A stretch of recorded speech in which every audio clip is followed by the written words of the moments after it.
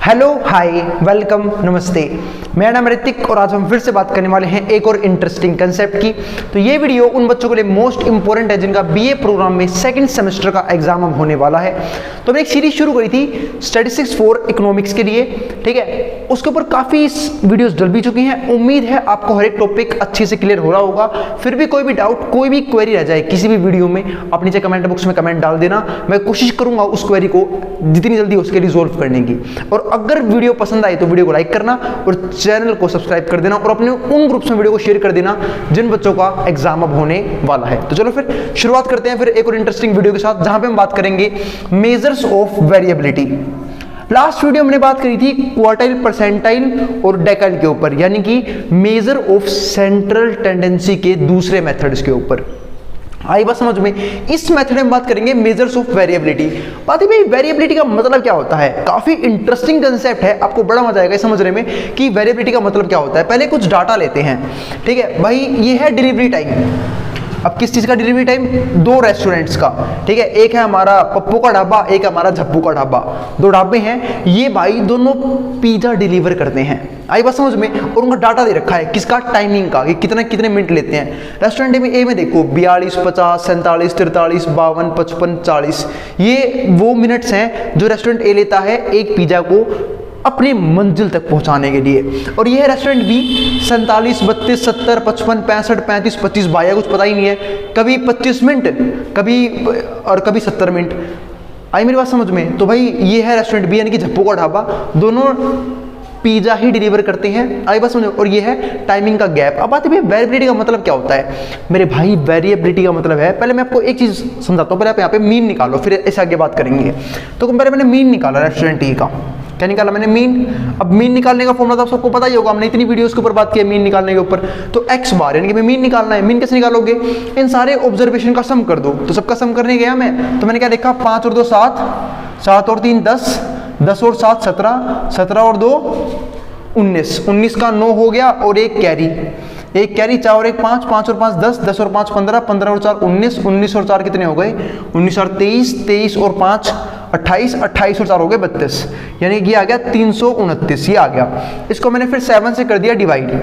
7 से कर दिया डिवाइड। अब क्योंकि 7 ऑब्जर्वेशन है ना, 1 2 3 4 5 6 7, जब 7 से डिवाइड किया तो मैंने देखा कि भाई अब 7 के बारे में फॉर्मूला आता है ना सबको मीन निकालने का, सिग्मा एक्स अपॉन में एन, यानी कि ऊपर टोटल ऑब्जर्वेशन का सम, नीचे डिवाइड करना है जितनी ऑब्जर्वेशन है उससे। तो डिवाइड किया। अब 7 की टेबल में 32 तो आता नहीं है। क्या 32 से कम कुछ आता है क्या? बिल्कुल आता है। कितना आता है? 28। और वो कितने पे आएगा? 4 पे। तो मैंने क्या लिखा? 4, ठीक है। और फिर कितना रह गया? 4 रह गया रिमाइंडर, तो ये बन जाएगा 49। अब क्या 7 की टेबल में 49 आता है? बिल्कुल आता है 7 पे। तो 47 हमारा एक्स बार का हो गया आंसर। फिर ऐसे ही मैंने इस केस में बात करी मीन निकालने की एक्स बार की, तो फॉर्मूला तो वही सेम रहेगा, सिग्मा एक्स अपॉन में एन, यानी कि ऊपर समेशन किसका? जितनी भी ऑब्जर्वेशन है उन सबका। तो टोटल करते हैं तो 5 और 5 10, 10 और 5 15, 15 और 5 20, 20 और 2 कितने हो गए? 20 और 2 हो गए हमारे पास 22, 22 और 7 29, 29 का 9 और 2 ये रहा, 2 और 2 4, 4 और 3 7, 7 6 13, 13 और 5 18, 18 और 7 25, 25 3 28, 28 और 32, 329। मतलब फिर सेम टू सेम वही नंबर आ गया डिवाइड बाई 7। तो कितना आ गया? 47। तो बात है भैया ये वेरिएबिलिटी का मतलब क्या होता है? मीन तो दोनों के सेम आए हैं। एवरेज टाइम दोनों का सेम है। एवरेज टाइम ये भी 47 मिनट लेता है, एवरेज टाइम ये भी 47 मिनट लेता है, ठीक है। लेकिन दोनों में फर्क क्या है उसे समझने की कोशिश करते हैं। अब मान लो किसी की तीव्र इच्छा हो रही है पिज्जा खाने की, ठीक है भाई, बिल्कुल अभी मरने ही वाला है, ऐसा हो रखा है बिल्कुल, बस आज पिज्जा नहीं खाया तो पता नहीं क्या हो जाएगा मुझे, ठीक है, कहीं बिना पिज्जा खाए दुनिया से ना रवाना हो जाऊं मैं। तो उसने पिज्जा ऑर्डर किया, तो कौन से रेस्टोरेंट से पिज्जा ऑर्डर करना चाहिए? इससे या इससे? उसको ऑर्डर करना चाहिए ए से। बात है भैया एवरेज टाइम दोनों का ही सेम है। आप तो ए से ऑर्डर करवा रहे हो क्योंकि मेरे भाई, आप बोलोगे कि भैया बी ने तो एक बार 25 मिनट में भी ऑर्डर कर दिया था, 25 मिनट में दे गया था, फिर आप इससे ऑर्डर क्यों कर रहे हो? क्योंकि भाई ये कंसिस्टेंट है। ध्यान से देखो, इसका जो टाइम लिमिट है वो 40 से लेके 50 मिनट के आसपास है। मतलब ये बंदा 40 से 50 मिनट डिलीवर कर देता है और इस भाई का पता ही नहीं है करने को। भाई अगर बाइक तेज चला गया है 25 मिनट में कर देगा, ठीक है। अगर इसका मन करेगा खुद कोल्ड ड्रिंक पीने का, ये बाइक रुके कोल्ड ड्रिंक पिएगा 70 मिनट लगा देगा। पता लगे खुद ही पिज्जा खाने बैठ गया, 70 मिनट लगा दे इसने पिज्जा डिलीवर करने में। और ये बंदा जिसकी तीव्र इच्छा हो रही थी पिज्जा खाने की, बंदा लुढ़क गया। आई बात समझ में, इसकी इच्छा ही रह गई। आई बात समझ में, तो भाई इसका तो बेड़ा गर्क हो जाएगा। तो इसलिए मैं प्रेफर करूंगा कि मैं रेस्टोरेंट ए से मंगवाऊं, कम से कम कंसिस्टेंटली 40 से 50 मिनट के अंदर पिज्जा डिलीवर तो हो जाएगा। आई बात समझ में, 5-7 मिनट लेट से। लेकिन इसकी थोड़ा ना, इसकी तरह थोड़ा ना, इसका मन करेगा 25 मिनट दे जाएगा, 35 मिनट में दे जाएगा, नहीं मन करेगा तो भाई 1.5 घंटे लगा देगा। आई बात समझ में, तो बात इसी को हम बोलते हैं मेजर ऑफ वेरिएबिलिटी। मैं क्लास 11th के बच्चों को एक और एग्जांपल देता हूँ, बहुत बढ़िया एग्जांपल है, समझाता हूँ आप लोगों को वो एग्जांपल भी। अगर मैं वो एग्जांपल देने की कोशिश करूँ तो देखो, मान लो अब एक क्रिकेट बैट्समैन है, अब हमारी उसमें देख लो आप, क्या नाम है, कंट्री में या फिर किसी बाहरी कंट्री में। चलो मैं दो कंपेयर करता हूँ, एक लेता हूँ रोहित शर्मा, ठीक है, या फिर लेता हूँ एक शिखर धवन को, क्योंकि मेरे क्रिकेट देखे हुए काफ़ी टाइम हो गया, शिखर धवन को, और एक मैं लेता हूँ किसको, क्रिस गेल को। अब दोनों में से मुझे किसी को ओपनिंग पे उतारना है। किस पे उतारना है? ओपनिंग पे उतारना है। आपने अगर कभी मैच देखा होगा तो क्या होगा, ओपनिंग में ना हमें ऐसे बंदों की जरूरत होती है जो कट करके रन लेते रहे, 1-2 रन लेते रहे, ठीक है, इतने छक्के चौके के पीछे ना भागे पर आउट ना हो। क्योंकि एक बात बताओ, अगर मान लो वनडे है, ठीक है, एक दिन का मैच है, 50 ओवर का मैच है, कोई बंदा शुरू के 5-6 बॉलों में यानी कि फर्स्ट ओवर में ही आउट हो गया तो टीम का कॉन्फिडेंस टूट जाएगा। आई बात समझ में, क्योंकि ओपनर का काम क्या होता है कि थोड़ा सा लंबी बारी खेले, बेशक रन कम ले, लंबी बारी खेले और आराम से 10-15 ओवर तक टिक के जाए आराम से, ठीक है। लेकिन मान लो मैंने क्रिस गेल को पिच पे उतार दिया, अगर भाई हमारा चल गया तो वो अकेले 50 ओवर तक खेल के चला जाएगा, लेकिन अगर वो नहीं चला तो 0 पे लुढ़क जाएगा। तो हमें ऐसे खिलाड़ी की जरूरत नहीं है जिसका एक मैच में तो चाहे तो 0 रन मार दे और एक में चाहे 200 रन मार दे। हमें चाहिए एवरेज खिलाड़ी जो 40, 50, 60 मार लेता हो पर आराम से टिक के खेलता हो। क्योंकि मान लो शुरू में अगर 1-2 खिलाड़ी ओपनर आउट हो गए, 2-3, ठीक है, अब 11 बैट्समैन होते हैं, 11 खिलाड़ी होते हैं टोटल मिला के, जिनमें से 5-6 बैट्समैन होते हैं, 6-7 मैक्सिमम, बाकी सब बॉलर्स होते हैं। तो अगर 2 या 3 बैट्समैन शुरू के कुछ ओवर में आउट हो गए तो टीम का कॉन्फिडेंस टूट जाएगा, और कॉन्फिडेंस टूट गया तो जीता जिताया मैच भी टीम हार जाएगी। आई बात समझ में, तो ये दिक्कत होती है जब आप ऐसे बंदों को काम देते हैं जिनका मन करे तो भाई बहुत जल्दी कुछ भी उखाड़ देंगे, नहीं मन कर रहा तो बिल्कुल कुछ नहीं करेंगे। एक होते हैं ना भाई, एक तो होते हैं कि जैसे जिनके पास टैलेंट, जिनका काम करने का मन कर गया वो एक ही दिन में भाई 18 घंटे काम कर देंगे, नहीं मन कर रहा 2 घंटे भी नहीं करते, पड़े रहते हैं बिस्तर पे। आई बात समझ में, तो हमें ऐसा बंदा चाहिए जो एवरेजली टाइम लिमिट से डेली उतना ही काम कंसिस्टेंटली करता रहे। तो हम क्या बोलेंगे कि ये जो डाटा है वो क्या है, मोर कंसिस्टेंट है एज कंपेयर टू दिस। अब इसको मैंने प्लॉट किया, देखो इस लाइन के ऊपर प्लॉट किया, इस लाइन के ऊपर तो मैंने देखा रेस्टोरेंट ए, रेस्टोरेंट बी। अब रेस्टोरेंट ए का जब मैंने टाइम देखा तो वो बिल्कुल डॉट्स जो हैं वो बिल्कुल मिले हुए हैं कि बिल्कुल आसपास है। अब इस बी को देखो, बी कितने दूर है, पहुंचाने को तो इतने कम टाइम में पहुंचा गया और नहीं पहुंचाने को वो यहाँ पे इतने ज्यादा टाइम में पहुंचा के गया है। आई बात समझ में, तो देख रहे हो, तो जिस बंदे की तीव्र इच्छा थी वो तीव्र इच्छा लेके ही जाएगा इस दुनिया से। आई बात समझ में, क्योंकि टाइम इधर लगा देंगे। तो ये हमारा क्या है, मोर कंसिस्टेंट है, ये हमारा लेस कंसिस्टेंट है। तो मैं कहना ये चाह रहा हूं जहां पे हमारा मीन फेल हो गया, और मीन क्या कह रहा था कि भाई दोनों क्या लेंगे, सेम टाइम, एवरेज टाइम दोनों का सेम है, सेम टाइम। लेकिन जो डाटा में और स्टडी किया तो हमने क्या देखा कि भाई ये ज़्यादा कंसिस्टेंट है, इससे मंगवाओगे ज़्यादा फायदा रहेगा, टाइम पे आपको डिलीवरी मिल जाएगी। इससे मंगवाओगे, पता लगा आप बारिश अभी हो रही है, ठीक है, बारिश रुकने 2 घंटे बाद पिज़्ज़ा आपके घर पहुंच रहा है, तब क्या खाना है, क्या मजा, आप गाड़ी ओढ़ दोगे उसे। अरे भाई यार क्या कर दिया यार तूने, दे यार अभी इतना बढ़िया मौसम हो रहा था, अभी खाने का मन था, तू 4 घंटे बाद लेके आया है। आई बात समझ में, तो ध्यान रखना इस बात का। तो हमने, चलो उम्मीद है आपको ये वाला कंसेप्ट जो मोस्ट इंपोर्टेंट समझ में आ गया होगा। अब आगे बढ़ते हैं इस कंसेप्ट से, ठीक है। तो क्या होता है, हमारा मेजर ऑफ वेरिएबिलिटी समझा चुका हूं, अब चलते हैं आगे। इसके बाद आता है रेंज क्या होती है। रेंज का मतलब क्या होता है, रेंज का मतलब होता है कि डाटा कहां से लेके कहां तक वेरी कर रहा है। तो इसको मैं समझाने की कोशिश करता हूं। रेंज जो निकालना होता है बहुत ही ज्यादा निकालना, लार्जेस्ट वैल्यू ढूंढो डाटा की और माइनस में स्मॉलेस्ट वैल्यू, यहाँ पर क्या बन जाएगा, रेंज बन जाएगा। जैसे अगर मैं क्वेश्चन 1 की रेंज निकालने की कोशिश करूं तो वो तो आपके लिए बाएं आता खेल है। तो अगर मैंने ध्यान से देखा तो क्वेश्चन 1 में जो रेंज है, मैक्सिमम वैल्यू है वो है 55, क्योंकि मैक्सिमम 55 मिनट लग रहे हैं एक बार डिलीवरी करने में, और जो मिनिमम टाइम है वो क्या है जिसमें उसे डिलीवर कर दिया वो है 40 मिनट्स। तो इसकी तो रेंज कितनी है, 15। और ये भी काफी तगड़ा तरीका होता है मेजर ऑफ वेरिएबिलिटी का, ठीक है, 15। लेकिन अगर मैं एक और बात करूं किसकी, क्वेश्चन नंबर 2 की, यानी कि जो रेस्टोरेंट बी है उसके रेंज की, तो रेस्टोरेंट बी जो है वो मैक्सिमम टाइम उसने एक बार लिया 70 मिनट, मतलब भाई 1 घंटे को ही पार कर गया। और सबसे ज्यादा एक बार तो 25 मिनट में, पता नहीं कौन से चीते की रफ्तार से आ रहा था ये, ठीक है, 25 मिनट डिलीवर करके चला गया। तो 70 में से 25 गए, कितना आ गया हमारे पास, 45, तो ये हमारा था। तो दिख रहा है आपको कितना वेरिएशन है इसमें 45 और इसमें कितना है सिर्फ 15 मिनट्स का गैप रहता है मैक्सिमम मिनिमम टाइम के बीच में। यहाँ 45 मिनट, पता नहीं भाई 45 मिनट कर क्या रहा था उस पिज्जा के साथ। आगे देखते हैं, तो कोफिशिएंट ऑफ रेंज, क्या पता कुछ मिला रहा हो उसमें, ठीक है। कोफिशिएंट ऑफ रेंज की बात कर लेता हूं। कोफिशिएंट ऑफ रेंज कैसे निकालते हैं, h माइनस एल अपॉन में h प्लस एल।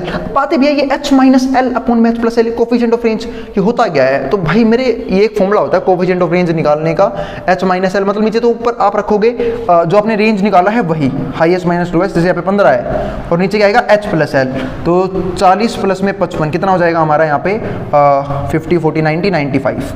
अब इसे काट लेना, 5 से काटोगे 3 पे कट जाएगा, 5 से काटोगे 19 में कट जाएगा, ठीक है। सोल्व कर लेना, आपका आंसर आ जाएगा। इसका निकालना, इसका भी निकाल लेना। तो फॉर्मूला मैंने आपको दे ही रखा है, ये किसका है कोफिशिएंट ऑफ रेंज का। भाई रेंज और कोफिशिएंट ऑफ रेंज अलग अलग बात होती है, ध्यान रखना इस बात का।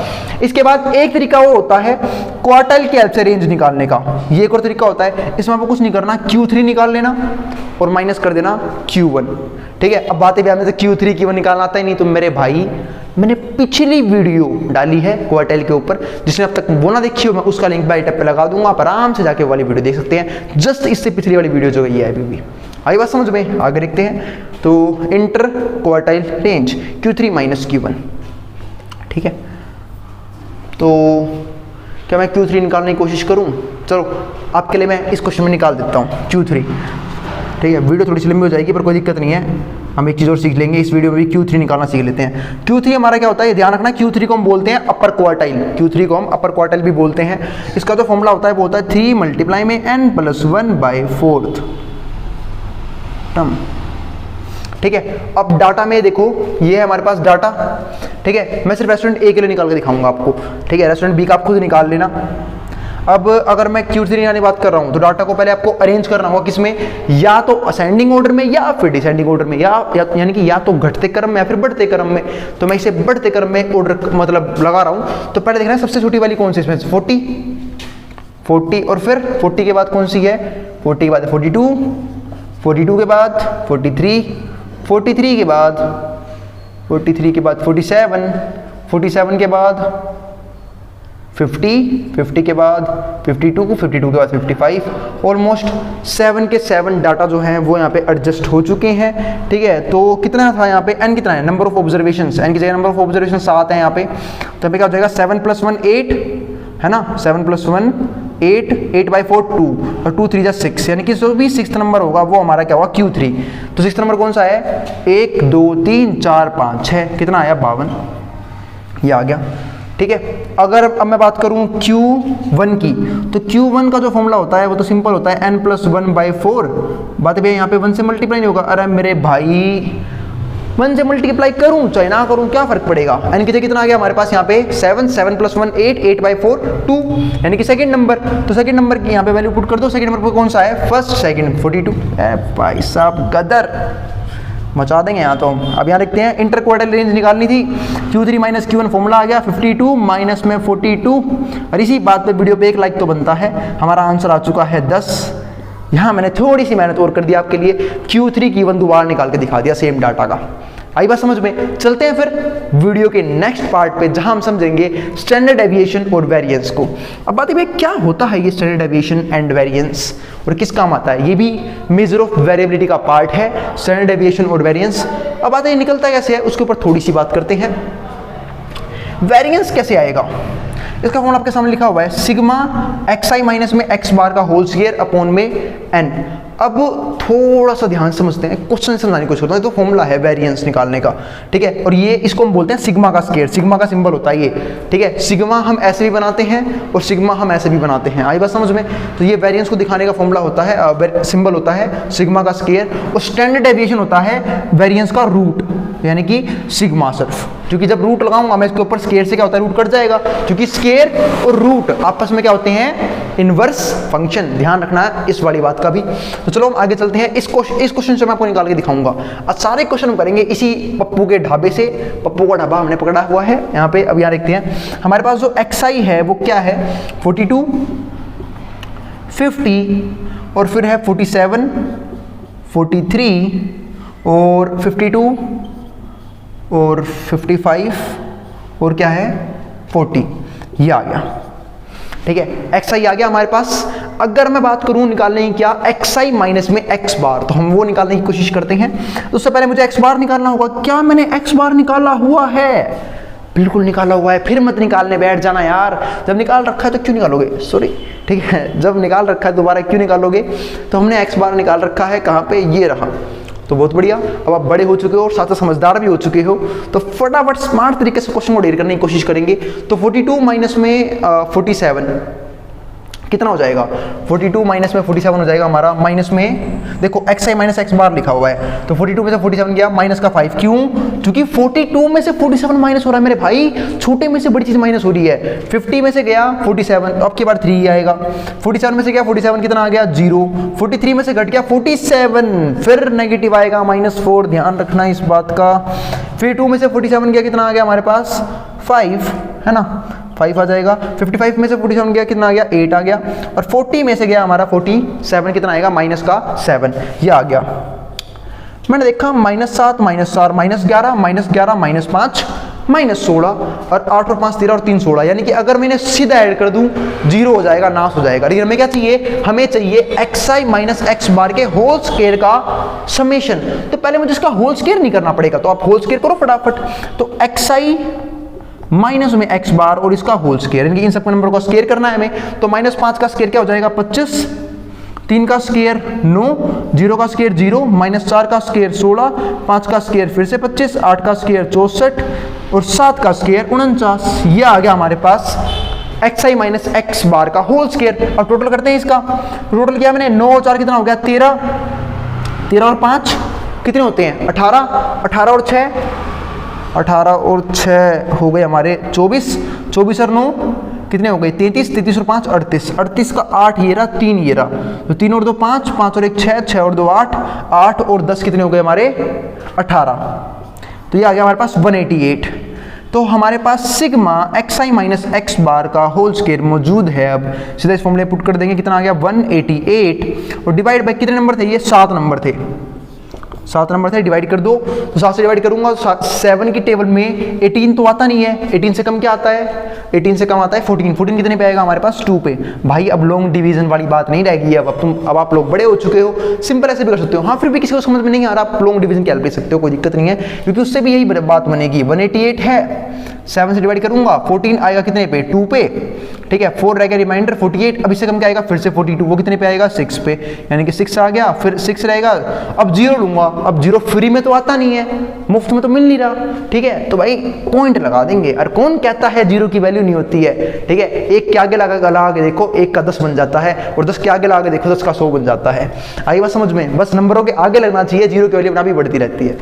आई बात समझ में, तो कितना आ गया 60 और इससे कम क्या आएगा 56, और वो कितने पे आएगा हमारे पास 8 पे, तो 26.8 आया समथिंग।